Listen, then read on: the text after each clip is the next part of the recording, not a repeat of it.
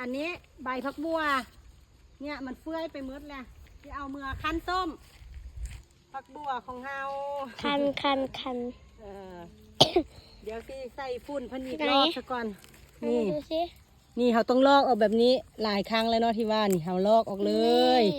นี่ลอกออกเห็นชัดว่าเอามาเบิ้งไม้ลอกไม้นี่ตรงที่ลอกนะนี่เขาต้องลอกใบอันนี้เพิ่นออกเด้อนี่ลอกออกเลยแบบนี้ขาวๆแบบนี้คือเอาออกเลยเนี่ยไปเบิ้งในที่แม่กำลังปลูกไม้เนี่ยนะไหนอ่ะปลูกแรกๆมันก็ที่เป็นแบบนั้นแหละนี่ปลูกแรกๆก็ที่เป็นแบบนี้แหละเขาก็ที่ลอกออกคือกันอันนี้นะขาวๆพวกนี้ลอกออกเลยให้เพิ่นแตกกอไม้แรกๆก็แบบนี้พอปลูกนานๆไปเขาก็สิได้กอใหญ่ๆแบบนี้แหละจ้านี่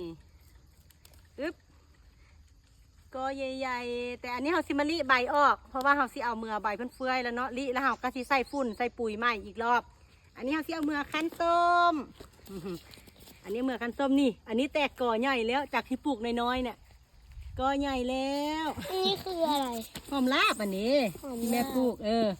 กอใหญ่แล้วเดี๋ยวเอาอันนี้เอาตะกร้ามาใส่เอาเมือไว้ให้แม่ย่าคั้นส้มจ้าผักหอมนี่โอเคเดี๋ยวขอเก็บให้เรียบร้อยซะก่อนแล้วเราสิโหดพักนะจ้าโอเคบ๊ายบาย